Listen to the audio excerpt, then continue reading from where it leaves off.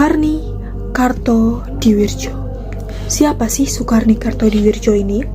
Soekarni Kartodiwirjo adalah pejuang muda di balik proklamasi. Saya akan menjelaskan profil singkatnya terlebih dahulu. Soekarni Kartodiwirjo lahir pada tanggal 14 Juli 1916 di Desa Sumberdiran, Blitar, Jawa Timur, dan wafat pada tanggal 7 Mei 1971 di usianya yang 54 tahun dan disemayamkan di Taman Makam Pahlawan Kalibata. Soekarni Kartodiwirjo adalah seorang pejuang muda atau tokoh muda yang berperan besar dalam mempercepat proklamasi kemerdekaan Indonesia. Berkat perjuangannya, ia dianugerahi penghargaan. Yang pertama, yaitu Bintang Mahaputra Pratama pada tanggal 17 Agustus 1961, dan yang kedua, Bintang Mahaputra Adi Pradana pada tanggal 6 November 1973, dan yang terakhir gelar Pahlawan Nasional pada tanggal 7 November 2014. Kita masuk ke perjalanan menuju kemerdekaan. Soekarni Kartodiwirjo lahir sebagai anak kelima dari 9 bersaudara. Ayahnya, Dimaun Kartodiwirjo, adalah keturunan juru masak Pangeran Diponegoro. Dan ayahnya juga memiliki usaha toko daging yang cukup laris di Pasar Garum di Blitar, dan ibunya yang bernama Supiah berasal dari Kediri. Sebagai anak yang lahir di era kolonial, Soekarni sudah merasakan ketidakadilan penindasan sejak usia dini. Itu di tahun 1916. Kita masuk ke timeline 1923 sampai 1932. Disinilah Soekarni memulai jenjang pendidikannya. Ayahnya memasukkan Soekarni ke sekolah Mardisiswo atau sekolah rakyat seperti taman siswa yang didirikan oleh Ki Hajar Dewantara, masih di sekitar Blitar. Di sekolah ini, Soekarni digembleng oleh seorang guru yang bernama Muhammad Anwar yang sangat kental nasionalismenya. Soekarni memperoleh tempaan semangat nasionalisme. Setelah dari Mardisiswo, Soekarni melanjutkan sekolahnya ke HIS, yaitu Hollands Inland School di Blitar. HIS adalah sebuah sekolah menengah Belanda yang diperuntukkan bagi pribumi.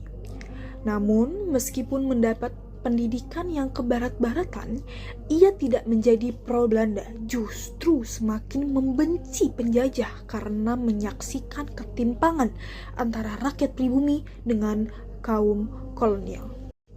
Setelah menyelesaikan pendidikannya di HIS, kemudian ia melanjutkan sekolahnya ke MULO, yaitu Meer Uitgebreid Lager Onderwijs, sekolah menengah lanjutan setingkat SMP, masih di Blitar.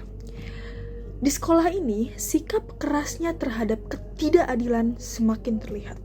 Ia sering menantang orang-orang Belanda, bahkan terlibat perkelahian dengan anak-anak Eropa. Dan tidak jarang juga ia memimpin kelompok pribumi dalam perkelahian melawan anak-anak Belanda. Merasa memiliki panggilan dalam dunia pendidikan, Soekarni kemudian melanjutkan ke Quick School, yaitu atau sekolah guru. Namun tidak puas hanya dengan pendidikan formal saja, ia juga menempuh studi di Volksuniversiteit, yaitu universitas rakyat yang lebih terbuka terhadap pemikiran progresif dan kebangsaan. Baiklah, sekarang kita masuk ke tahun 1930-an. Hubungan Soekarni dengan dunia pergerakan sudah terjadi bahkan ketika usianya masih sangat muda.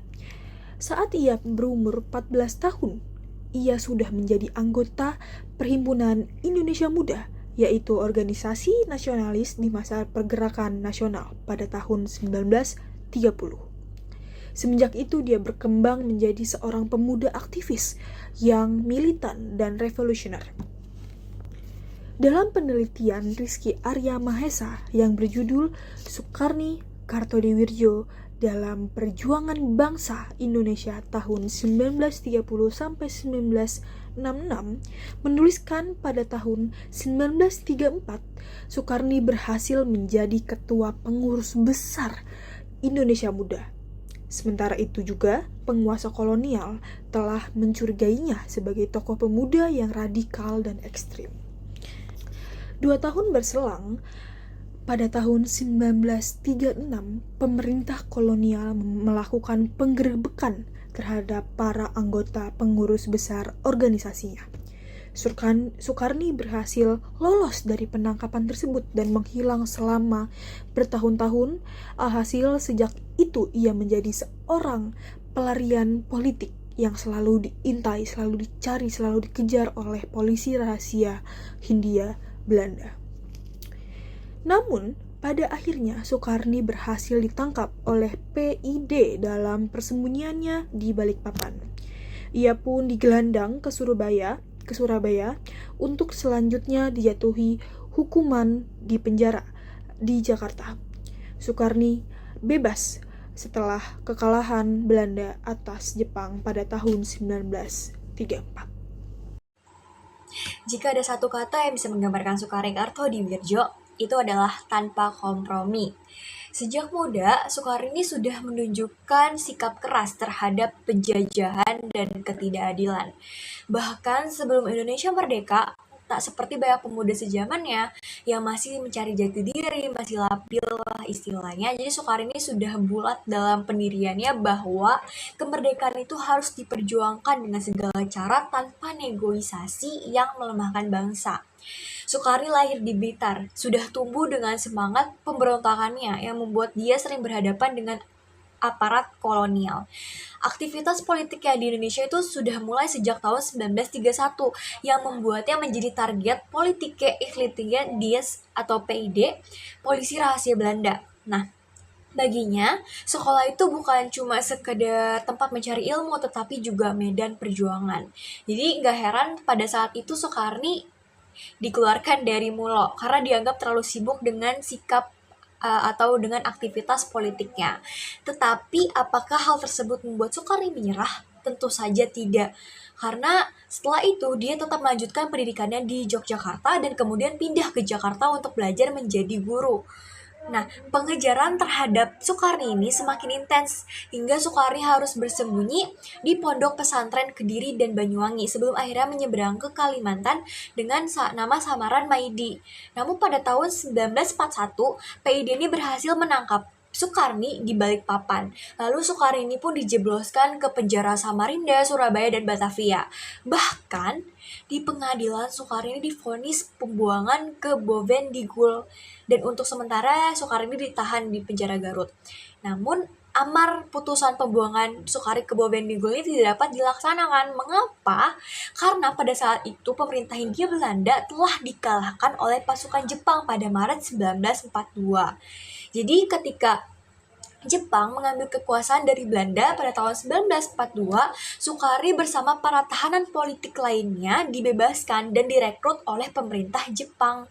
Soekarni diberi posisi sebagai pegawai tinggi di Sendenbu, Departemen Propagandanya Jepang.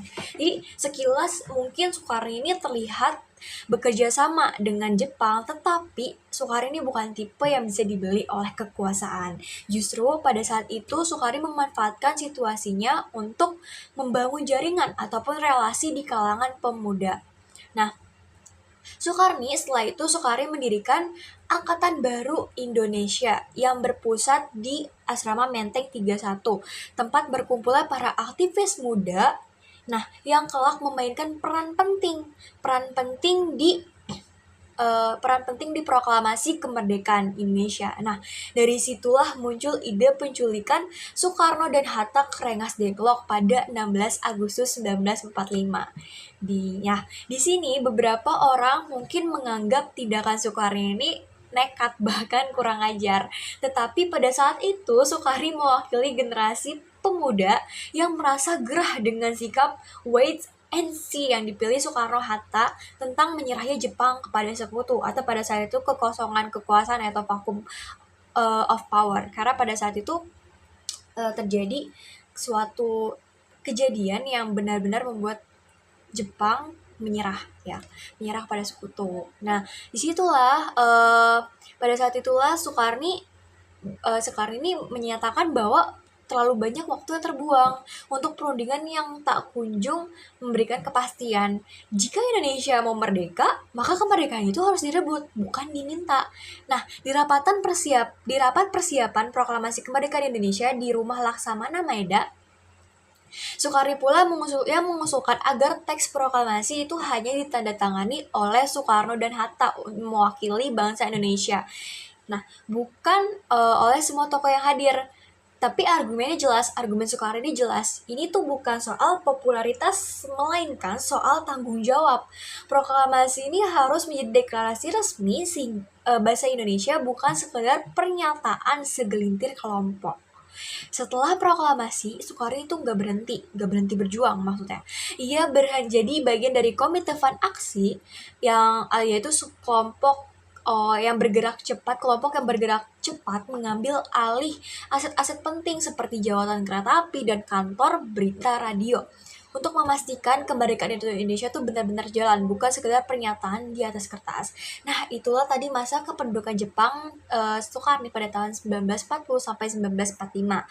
Selanjutnya kita akan lanjut ke pasca kemerdekaan antara diplomasi dan perlawanan politik dari tahun 1946 sampai tahun 1955. Nah, setelah kemerdekaan, Soekarno ini berjuang di jalur politik. Soekarno masuk ke dalam Badan Pekerja Komite Nasional Indonesia Pusat atau BPKNIP dan menjadi bagian dari Persatuan Perjuangan atau PP yang dipimpin oleh Tan Malaka. Kelompok ini atau organisasi ini menolak keras perundingan dengan Belanda atau sebutannya kayak semacam partai ya, yang menurut mereka hanya akan melemahkan Indonesia. Nah, pada 1946, dalam situasi yang semakin panas, Soekarno dan kawan-kawan menculik Perdana Menteri Sultan Syahrir sebagai bentuk tekanan terhadap pemerintah. Tindakan ini dikecam keras pastinya oleh Soekarno dan Hatta, tetapi apakah mereka salah? Dari sudut pandang Soekarno, jalan diplomasi yang ditempuh Syahrir terlalu lemah atau terlalu lunak. Terlalu banyak memberikan celah bagi Belanda untuk kembali menguasai Indonesia. Nah, akibat penculikan itu Soekarno ditangkap. Namun, karena kesalahannya tidak terbukti, ia dibebaskan pada 1947. Nah, tak lama setelah itu, Soekarno mendirikan Partai Murba, yaitu partai yang menolak kapitalisme dan imperialisme. Nah, Murba ini menjadi salah satu peserta pemilu pada tahun 1955 dan Soekarno dipilih sebagai anggota konstituante yang bertugas menyusun konstitusi baru. Soekarno juga mendukung dekret Presiden 5 Juli 1959 yang membubarkan konstituante dan mengembalikan UUD 1945 sebagai dasar negara. Lalu pada tahun 1960, Soekarno ini mengangkatnya menjadi Duta Besar Indonesia untuk Republik Rakyat Tiongkok dan Mongolia. Tugas utama Soekarno di sini adalah mencari dukungan politik dan bantuan militer dari Tiongkok dan untuk mendukung Indonesia dalam merebut Irian Barat, dan Soekarno ini berhasil. Pemerintah Tiongkok memberikan dukungan penuh kepada Indonesia dalam perjuangan ini. Nah, namun hubungan Soekarno dengan Soekarno memburuk setelah Partai Murba ini dibubarkan atau dibekukan pada 1965. Soekarno menolak keputusan itu dan bersikeras mempertahankan partainya. Akhirnya ia dipenjara oleh Soekarno. Tetapi sekali lagi keberuntungan masih berpihak kepada Soekarno. Pada Oktober 1966, setelah Orde Baru berkuasa, Soekarno dibebaskan oleh Jenderal Soeharto dan diangkat menjadi Dewan Pertimbangan Agung atau DPA. Nah, di sini merupakan setelah itu kita akan membahas akhir hidup dan warisan perjuangan Soekarno di tahun 1971. Pada 7 Mei 1971, Soekarno meninggal dunia di Jakarta dan dimakamkan di Taman Makam Pahlawan Kalibata. Kehidupan pribadinya mungkin tidak banyak diketahui, tetapi Soekarno ini menikah dengan Nursyar Mahmud, seorang gadis Minang dan memiliki 5 anak. 5 anak ini diantaranya adalah Luhantara, Kumalakanta, Parialuti, Indarwati, Gos Murbantoro, dan Amalia Iragilati. Nah, Sukari mungkin bukan tokoh yang sering disebut dalam buku pelajaran, tetapi perjuangannya itu nggak bisa dihapus dalam sejarah Indonesia. Soekarno ini adalah simbol dari perlawanan tanpa kompromi. Seseorang yang percaya bahwa kemerdekaan sejati ini hanya bisa diperoleh dengan keberanian dan keteguhan. Nah, hari ini ketika kita berbicara tentang pahlawan nasional, seringkali kita mengingat mereka yang tampil di podium ataupun di meja perundingan. Tetapi ada tokoh seperti Soekarno yang bergerak di balik layar, mengorganisir massa, memprovokasi perubahan dan mengambil tindakan tanpa ragu. Oke, kalau begitu kita langsung saja membahas sikap-sikap yang bisa diteladani dari Soekarno. Yang pertama itu ada semangat perjuangan yang tinggi. Semangat perjuangan yang tinggi. Dari muda sampai akhir hayatnya, Soekarno ini nggak pernah setengah-setengah dalam berjuang. Dia rela keluar dari penjara, masuk penjara, keluar masuk penjara, jadi buronan, bahkan tetap melawan meskipun Indonesia sudah merdeka. Ini tuh nunjukin bahwa Soekarno itu kalau misalnya mau mencapai tujuan yang besar atau sesuatu yang besar, kita tuh harus punya mental baja dan gampang nyerah. Dalam kehidupan sekarang itu kita bisa menerapkannya, misalnya dalam mengejar mimpi, atau misalnya kalau kita mau membela hal yang benar meskipun susah. Lalu selanjutnya yang kedua itu adalah ada keberanian. Nah, saat ini bayangin ya, pada saat itu masih banyak yang ragu soal proklamasi, tetapi Soekarno dan kawan-kawannya itu justru malah langsung spontan culik Soekarno-Hatta biar kemerdekaan ini nggak cuma jadi wacana. Soekarno ini berani mengambil resiko dari sesuatu yang besar, dan dari sini juga kita belajar kadang buat mencapai sesuatu yang penting kita harus berani melawan dan mengambil keputusan yang besar meskipun kelihatannya nekat. Lalu yang ketiga, jiwa kepemimpinan. Nah, pemimpin sejati itu bukan cuma pintar ngomong, tetapi juga bisa bikin orang lain itu ikut bergerak. Soekarno ini ngebuktiin itu dengan membentuk kelompok perjuangan dan memimpin aksi-aksi penting seperti mengambil alih aset negara setelah proklamasi. Itu pelajaran ya buat kita kalau semisal mau jadi pemimpin. Jika jadi pemimpin harus berani turun langsung dan kasih contoh nyata, bukan cuma sekedar ngomong atau cuma kohar-kohar aja. Lalu yang keempat itu jiwa nasionalisme. Nah, nasionalisme Soekarno ini bukan kaleng-kaleng. Dia nggak mau kompromi kalau misalnya itu merugikan negara, merugikan Indonesia. Kalau ada perundingan yang bisa melemahkan bangsa, dia ini langsung menentang. Sikap ini bisa kita contoh dengan cara yang lebih sederhana, misalnya pada saat ini kayak misalnya mendukung produk lokal, gak gampang kemakan hoax, terus juga tetap peduli sama kondisi negara dan kita tuh gak cuma sibuk sama dunia kita sendiri, tetapi juga peduli sama kondisi negara. Lalu yang terakhir ataupun yang kelima yaitu kritis dan kompromi. Seperti yang tadi saya sudah bilang di awal video saya menjelaskan, Soekarno ini nggak segan-segan untuk mengkritik.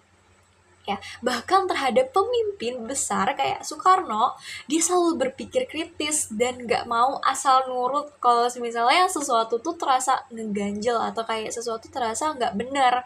Ini tuh ngajarin kita buat gak gampang percaya sama hal yang dikasih mentah-mentah, tetapi harus diimbangi kayak solusi dan aksi nyata.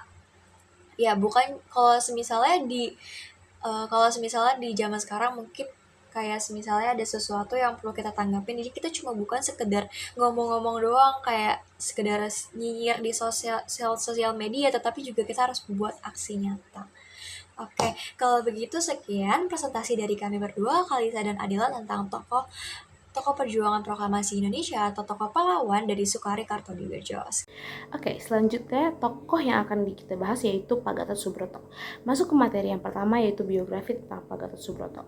Pak Gatot Subroto itu mempunyai nama lengkap Gatot Subroto yang lahir di Banyumas, Jawa Tengah pada tanggal 10 Oktober 1907 dan beliau wafat di Surakarta, Jawa Tengah pada tanggal 11 Juni 1962 dengan pangkat terakhir Letnan Jenderal TNI dan penghargaan terakhir sebagai pahlawan nasional Republik Indonesia pada tahun 1962. Lalu selanjutnya kita masuk ke materi yang kedua tentang latar belakang dari Pak Gatot Subroto. Pak Gatot Subroto itu memang lahir di Banyumas, Jawa Tengah. Beliau lahir di keluarga yang sederhana. Meskipun demikian, beliau tetap menempuh pendidikan di sekolah HIS, yaitu Holland Inland School, dan kemudian melanjutkan ke pendidikan militer di masa penjajahan Belanda. Oke, aku bakal jelasin sedikit tentang latar belakang dari Pak Gatot Subroto. Jadi, Pak Gatot Subroto itu mulai berkarir sebagai anggota Koninklijk Nederlands Indisch Leger, yaitu atau disingkat sebagai KNIL. Jadi, beliau ini mulai berkarir itu sebagai anggota KNIL, teman-teman, yaitu semacam angkatan bersenjata Hindia Belanda. Nah, pengalamannya di KNIL membuat Pak Gatot Subroto mengetahui dasar-dasar pengetahuan militer. Namun, jiwa nasionalisme beliau itu membuat ia terpaksa meninggalkan KNIL setelah ia melihat ketidakadilan terhadap rakyat Indonesia. Nah, balik lagi ke materinya, Pak Gatot Subroto itu memang dikenal sebagai sosok yang berdedikasi dan sederhana. Ia menanamkan nilai-nilai kedisiplinan dan integritas dalam keluarga maupun dalam kehidupan militernya. Kepeduliannya terhadap rakyat kecil itu membuat ia dicintai oleh banyak orang. Jadi memang salah satu tokoh pahlawan kita yaitu Pak Gatot Subroto itu dianggap sebagai salah satu contoh seorang pemimpin yang layak diapresiasi berkat jasa-jasanya, karena beliau itu dikenal sebagai pemimpin yang disiplin, tegas, berani, dan selalu membela kaum yang tertindas. Saya akan melanjutkan poin ketiga dari biodata Jenderal Gatot Subroto. Poin ketiga, peran Gatot Subroto dalam perjuangan kemerdekaan Indonesia. Setelah proklamasi kemerdekaan Indonesia pada tanggal 17 Agustus tahun 1945, Jenderal Gatot Subroto aktif dalam perjuangan mempertahankan kedaulatan negara. Ia berperan besar dalam berbagai pertempuran melawan penjajah, khususnya melawan Belanda yang ingin merebut kembali Indonesia. Pada tahun 1948, Jenderal Gatot Subroto ditunjuk sebagai Gubernur Militer Jawa Tengah. Ia memiliki tugas berat untuk mengatasi gangguan keamanan di wilayah tersebut, termasuk menghadapi pemberontakan lokal. Jenderal Gatot Subroto dikenal sebagai pemimpin yang tegas, strategis, dan memiliki hubungan yang baik dengan prajuritnya. Ia mampu membangkitkan semangat perjuangan anak buahnya melalui pendekatan humanis dan bijaksana. Poin keempat, peran Jenderal Gatot Subroto setelah kemerdekaan Indonesia. Jenderal Gatot Subroto berperan dalam berbagai operasi militer dan pembangunan nasional. Ia juga menjabat sebagai Menteri Pertahanan dalam Kabinet Presiden Soekarno. Peran Gatot Subroto setelah kemerdekaan ialah yang pertama, membentuk Tentara Keamanan Rakyat atau TKR pada tahun 1945, berunding dengan komandan militer Jepang untuk mendapatkan senjata. Dan poin ketiga, melumpuhkan pemberontakan PKI Madiun pada tahun 1948, DI, TII, dan PRRI Permesta. Poin keempat, menjabat sebagai Gubernur Militer Surakarta pada masa darurat militer. Dan poin kelima, merancang dan memperkuat pertahanan nasional Indonesia sebagai Menteri Pertahanan. Dan poin kelima, poin yang terakhir, adalah nilai-nilai yang kita bisa pelajari dari Jenderal Gatot Subroto. Yang pertama adalah bersikap tegas dan berani. Yang kedua, dekat dengan rakyat. Dan ketiga, inovatif dan visioner. Setelah mengenal tokoh Soekarni dan Gatot Subroto, di sini saya akan menjelaskan tentang BM Diah. BM Diah merupakan salah satu tokoh yang sangat berjasa dalam kemerdekaan Indonesia, terutama dalam penyebaran teks proklamasi. Sebelum kita ke penjelasan lebih lanjut tentang bagaimana sih peran BM Diah dalam proklamasi, izinkan saya menjelaskan biografi singkat tentang BM Diah. Burhanuddin Muhammad Diah atau kerap disapa BM Diah adalah jurnalis atau wartawan asal Aceh dan merupakan pemimpin pergerakan pemuda dalam masa Revolusi Indonesia. BM Diah lahir di Kutaraja, Aceh pada tanggal 7 April 1917. Ayahnya bernama Muhammad Diah dan ibunya bernama Siti Saidah. Ayahnya merupakan seorang pegawai pabean, yaitu pegawai yang mengatur lalu lintas ekspor dan impor, dan ibunya adalah ibu rumah tangga. BM Diah memulai pendidikannya di His atau Hollands Inland School, yaitu sekolah untuk para anak-anak bumi putra setara SD, dan kemudian melanjutkan pendidikannya ke taman siswa setara SMP di Medan. BM Diah wafat di Jakarta pada tanggal 10 Juni 1996 akibat penyakit ginjal dan stroke. Beliau kemudian dikebumikan di Taman Makam Kalibata di Jakarta. Bagaimana sih peran BM Diah dalam proklamasi? BM Diah adalah salah satu wartawan yang menyaksikan perumusan naskah proklamasi di rumah Laksamana Maeda. Setelah itu ia langsung diperintahkan oleh Bung Hatta menyebarkan teks proklamasi. Rapat perumusan teks proklamasi itu selesai pada jam 3 pagi, dan ia langsung bergegas untuk ke percetakan di Pecenongan. Namanya percetakan Siliwangi. Di sana ia langsung membangunkan penjaga toko dan menyodorkan teks proklamasi untuk dicetak selama kurang lebih 1000 selebaran. Dan 1000 selebaran itu akan disebarkan ke seluruh pelosok Indonesia. Asli proklamasi. Setelah naskah proklamasi yang ditulis tangan oleh Soekarno diketik ulang oleh Sayuti Melik, naskah tersebut dianggap tidak lagi diperlukan dan dibuang ke keranjang sampah. Menyadari nilai histori tersebut, BM Diah mengambil inisiatif untuk menyelamatkannya. Ia mengamankan naskah tersebut dan menyimpan selama lebih dari 48 tahun, hingga akhirnya menyerahkannya kepada Presiden Soeharto pada 1992. Tindakan yang dilakukan BM Diah menjadi kunci pelengkap arsip nasional tentang proklamasi kemerdekaan Indonesia. Perjalanan karir BM Diah. Setelah Indonesia merdeka pada tahun 1949, BM Diah diangkat menjadi duta besar untuk Cekoslowakia dan Hungaria. Dari sana kemudian ia dipindahkan ke Inggris, lalu ke Thailand. Semuanya untuk jabatannya yang sama. Pada tahun 1968, ia diangkat oleh Presiden Soeharto menjadi Menteri Penerangan. Belakangan dia diangkat menjadi anggota DPR dan kemudian anggota DPA. Atas jasa-jasanya, BM Diah menerima bintang Mahaputra Utama pada Presiden Soeharto pada 10 Mei 1978. Ia juga meraih penghargaan Medali Perjuangan Angkatan 45 dari Dewan Harian Nasional Angkatan 45 pada 17 Agustus 1995. Pada 10 Juni 1996, BM Diah menghembuskan napas terakhir. Hingga saat terakhir menjelang tutup usia, BM Diah masih terus bekerja. Lalu nilai-nilai apa sih yang bisa kita teladani dari sesosok BM Diah itu? Nah, yang pertama adalah gigih berjuang. BM Diah sangat gigih berjuang, terutama saat ia rela pergi jam 3 pagi ke percetakan di Pecenongan hanya untuk menyebarkan berita bahagia tentang kemerdekaan Indonesia. Yang kedua adalah cinta tanah air dan rela berkorban. BM Diah sangat cinta Indonesia dan ia rela berkorban untuk Indonesia. Dilihat dari perjuangannya yang sangat-sangat berjasa bagi Indonesia. Yang ketiga adalah daya insting dan inisiatif yang kuat. Di saat ia mengambil naskah asli proklamasi di rumah Laksamana Maeda, ia sangat mengubah masa depan Indonesia, terutama dalam kunci arsip pelengkapan dokumen proklamasi Indonesia. Daya pikir jurnalisnya itu sangat kuat, sehingga dia memikirkan dampak ke depannya. Bagaimana jika itu tuh dibiarkan di tempat sampah? Akhirnya dia mengambil naskah proklamasi tersebut dan menyimpannya. Inisiatifnya sangat kuat. Mungkin itu saja yang bisa saya jelaskan dari tokoh BM Diah. Terima kasih sudah mendengarkan. Kurang lebihnya mohon maaf. Assalamualaikum warahmatullahi wabarakatuh.